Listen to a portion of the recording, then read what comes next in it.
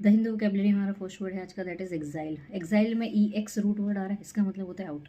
तो एक्साइल का मतलब होता है सीधा निकाल दो, निकाल दो, ज़रूरत नहीं है ना। सो बैनिश कह सकते हैं आप इसके लिए, एक्सपेल कह सकते हैं आप इसके लिए, एविक्ट कह सकते हैं, आउस्ट कह सकते हैं आप इसके लिए। आप बोल सकते हैं एक तरीके से आपने अगर किसी को बाहर निकाल दिया तो एक तरीके से आपने उस पर बैन लगा दिया, तो बैन भी कह सकते हो, बाहर भी कह सकते हो उसके लिए। ओके, हमारा जो नेक्स्ट वर्ड है आज का, that is nadir, lowest point of something. So आप इसके लिए बॉटम कह सकते हो और लोएस्ट पॉइंट भी कह सकते हो। हमारा नेक्स्ट वर्ड है आज का, दैट इज बॉल्स्टर, मजबूती प्रदान कर रहे हो आप किसी चीज़ को। सो बटरेस कर रहे हो, कुशन कर रहे हो कह सकते हैं।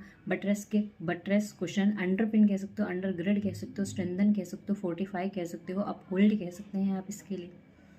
ठीक है, प्रॉप अप कह सकते हो, एक तरीके से सपोर्ट कर रहे हैं आप इसके लिए। आप कह सकते हो इन्हेंस करने की कोशिश कर रहे हो आप किसी को।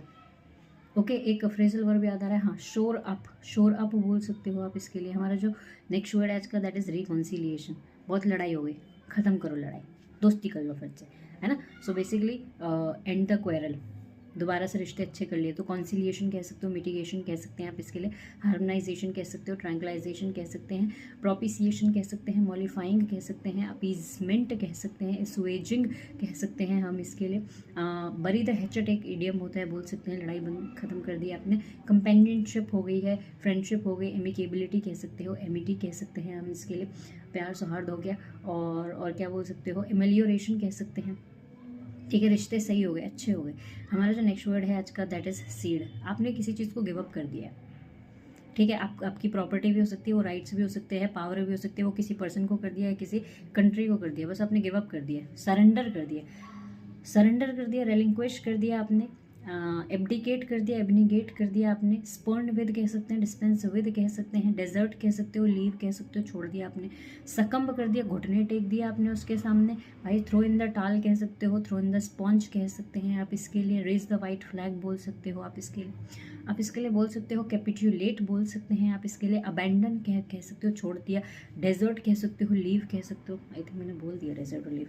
जब आप किसी चीज़ को जो है डिसअवाव कह सकते हो आप इसके लिए, डिस्क्लेम कर दिया, डिसोन कर दिया आपने, अपनी चीज़ को दे दिया उसको।